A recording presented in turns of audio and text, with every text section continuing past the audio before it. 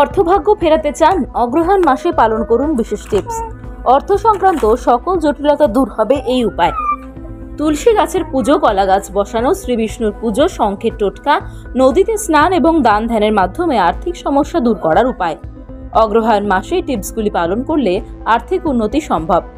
বাড়িতে তুলসী গাছ লাগান। প্রতিদিন সকালে জল দিন গাছে, সন্ধ্যায় প্রদীপ জ্বালান। তুলসী গাছের পুজো করলে মা লক্ষ্মীর কৃপা মেলে।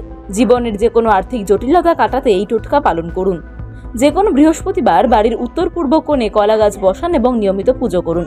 ব্যবসার উন্নতি করতে অগ্রহায়ণ মাসে শ্রী বিষ্ণুর পুজো করুন।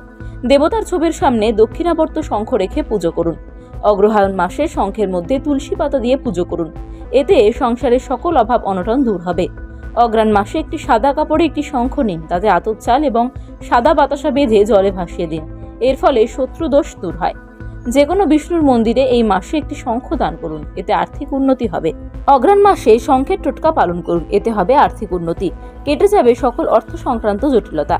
অগ্রহায়ণ মাসে নদীতে স্নান করতে পারেন। পিতৃদোষ থেকে মুক্তি পেতে নদীতে স্নান করুন। শাস্ত্রমতে এই সময় গঙ্গা স্নান করা বেশ উপকারিতে ভগবানের কৃপা মেলে। অশুভ দোষ কাটাতে চাইলে অগ্রহায়ণ মাসে দরিদ্র মানুষদের অন্ন বস্ত্র দান করুন, এতে মিলবে উপকার।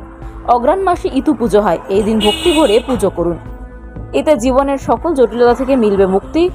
অবশ্যই এই কাজগুলি করুন। অর্থ সংক্রান্ত সকল জটিলতা দূর করতে মেনে চলুন এই সকল টিপস।